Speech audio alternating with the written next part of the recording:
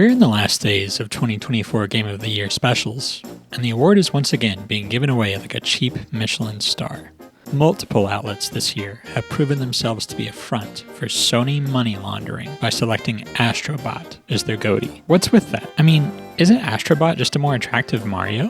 But Bumpkus Bites has your back. We've put our team of absolutely real scientists to work, deriving the actual objective Game of the Year, and the results are in. Introducing the highly coveted Bumpkus Bites Star of the Year Award, or BBSotYA, the new gold standard for excellence in food and video games. Of all the games analyzed, exactly 10 showed some sign of BBSotYA excellence. So let's count down, in a completely organic manner, devoid of any weird, list-like rigidity.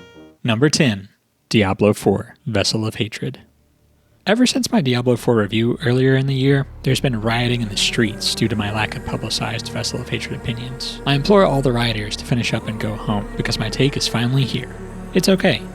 Blizzard charged $40 to play as an absurdly buggy class with damage numbers that look made up. After the expansion released back in October, titles on build websites quickly escalated from advertising millions of damage to quintillions. I played a lot of this expansion, especially during the phase where all you had to do to complete the hardest content in the game was to scroll with your mouse wheel continuously. That's real, by the way. Then that build was nerfed, and I realized how much I would have to play to get back to a comparable level. Even as Lizard Brain experiences go, this one wasn't particularly great. I'm not going to rate all of these games, but I'll do this one for the rioters. You know those websites that only exist to publish seasonal top 10 lists of frozen foods to buy from Trader Joe's? If you've ever looked at the spring lists, you'll know those are the ones where the author, or let's be real, generative AI, scrapes the bottom of the barrel, desperate to find any kind of spring trendiness so they can recommend 10 products and get their Trader Joe's paycheck. Diablo 4 Vessel of Hatred is the number 10 on those lists, the frozen cauliflower gnocchi, if you will. Now on to number 9. Number 9. Ace Combat 7, Skies Unknown. I've been meaning to play through Ace Combat 7 Skies Unknown for several years now, and it blew my expectations out of the water. What a slick game! Set in a cool alternate reality world with a worsening political climate and a giant space elevator, Ace Combat 7 just has such a solid gameplay loop. You play through a series of missions full of variety, earn currency to purchase upgrades and new aircraft, and then take them back into more missions, where you really feel the steady improvement in power and skill. It's satisfying, the tone is just right, and the end is appropriately bombastic.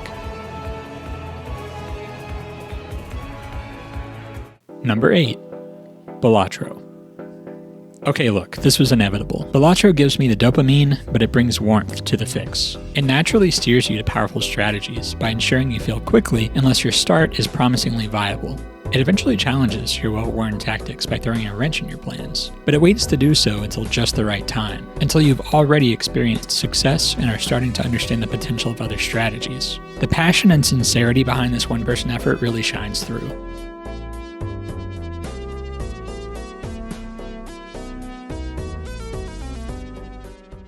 Number 7.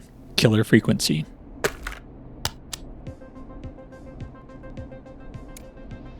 Now it's time to go with The Flow, and this is their hit, Crying for Help. Killer Frequency does things that I've never experienced in a video game, like forcing me to listen over the phone as a person gets murdered because of decisions that I personally made. It's going to be all right. He won't look for you there, I promise.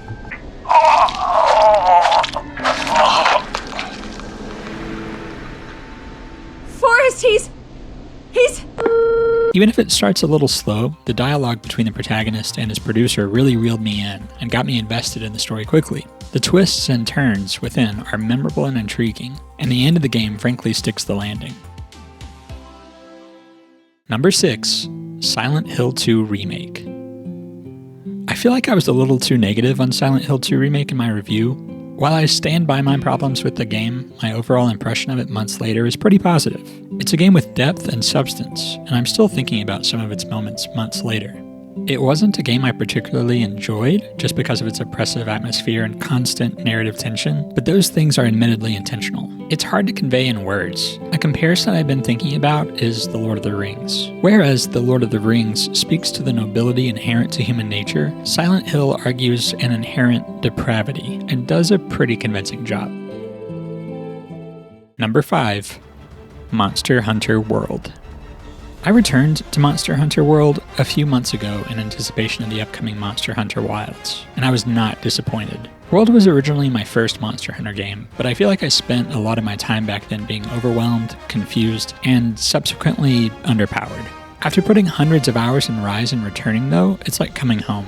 I think that Monster Hunter is maybe the pinnacle of video game design. It reaches into the stratosphere of our conventional idea of video games. It's crafted a gameplay loop that satisfies a caveman brain like mine while retaining meaning and being shareable with friends. Sometimes I play Diablo 4 for a few hours, get up and think, none of that mattered. Monster Hunter makes each experience with it feel worthwhile. World specifically has strengths that make it stand out, though my series exposure is admittedly limited. Each biome has its own flora, fauna, resources, and personality. The research mechanism provides something to progress in even when your hunt isn't really lucrative. And Astera, I don't think other games will be able to top this hub or its theme. Number 4. Castlevania, Aria of Sorrow. Alright, I know I already talked about this game, so I'll keep it short. And you can always watch that video if you want to know more about my opinions, and if you want to find out where the game fits on the Bumpkus Bites review scale, patent pending. Aria of Sorrow was my first Castlevania game, and maybe my first non-Metroidvania game. I usually bounce off of those games for a number of reasons. Uninteresting settings, awkward combat and or platforming, early difficulty spikes, excessive backtracking, and just lack of motivating factors.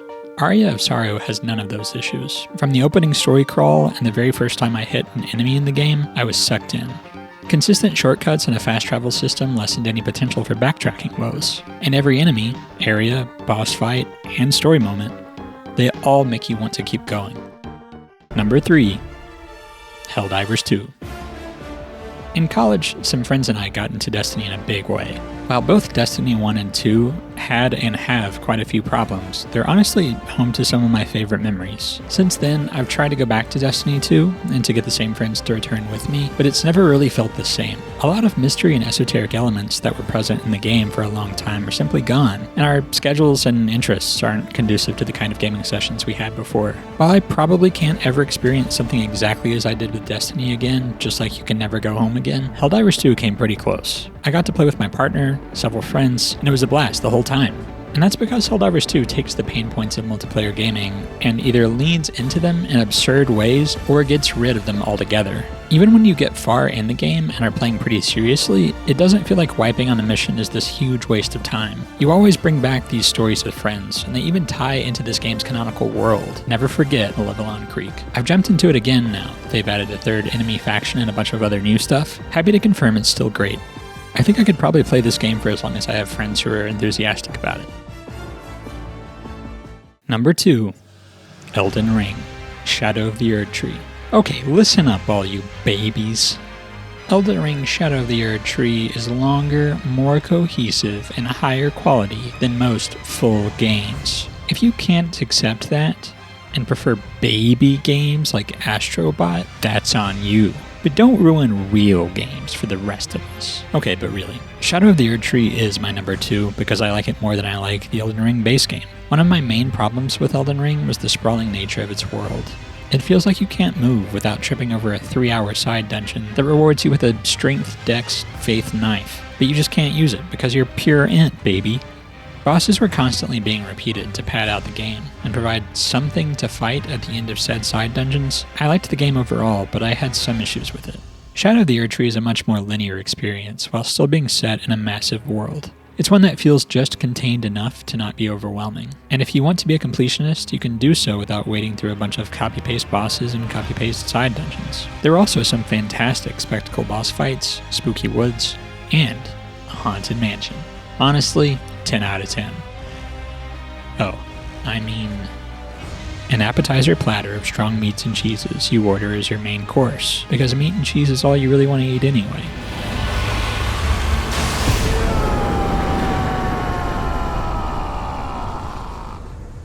Bail the dread. You shall haunt me no longer. Honorable mention, Attack of the Friday Monsters, A Tokyo Tale. Attack of the Friday Monsters is a sort of old 3DS game that I think gave me just what I needed at the time. A short and cozy story with more meaning than its package belies. It's got spectacle, lovable characters, and cards you collect and battle with. Go play it. コロンコロンすってんころりんボボボビューン Honorable mention, Moondown. I'm still not 100% sure what I think about Moondown, but it's unique in so many ways, namely its art style, gameplay, and story. It's set in a small cursed mountain town where your grandfather has recently perished under suspicious circumstances. I think a smarter person than myself could easily find something profound in this game, but it's worth a play for plebs like myself too. Finally, the moment you've all been waiting for. The Bumpkus Bites Star of the Year Award, or BBSotYA, goes to...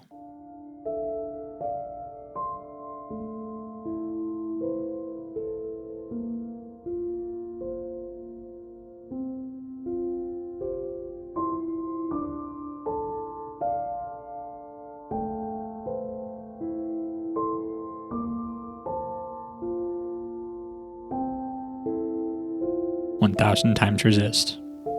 I feel woefully underqualified to talk about Thousand Times Resist. It explores what it means to live.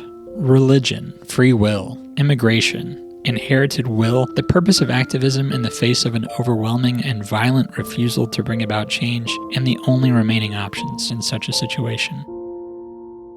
Thousand Times Resist has 100 different moments over the course of its 10-hour playtime that made me feel something, and I'll be thinking about a lot of them for the foreseeable future. I don't want to spoil them, but I do want to just tell you to go play it. It's a journey, and it's joining games like Outer Wilds that will live rent-free in my head for the rest of my life. Thousand Times Resist is your first banh mi. A modest veneer hiding an explosion of flavors with rich pork, pickled root vegetables that provide a pleasant zing, and the warmth of just the right proportion of chili sauce. A package of perfection you'll be chasing for quite a while before you manage to find it again. Sure, it's not too hard to find a banh mi, but my god if it isn't hard to find just what you're looking for in a banh mi. There it is. The undisputed top 10 best games of 2024. Well, top 9. If you disagree with any of my picks, feel free to take a good, long look inward until you don't. Or you might have spent 2024 in a different plane of existence, in which case, congratulations. Please comment your personal favorite games of 2024. Now, the particularly eagle-eyed observers among you might have noticed that this video is coming out a little later than 3 weeks since my last video, the Silent Hill 2 Remake review. While I probably won't stick to 3 weeks exactly any longer, I'm going to try for 1 video a month. The Firewatch review has been written for quite a while, so that should be out fairly soon. Hopefully before my life gets consumed by Monster Hunter Wilds. Thanks for watching all, and see you next time.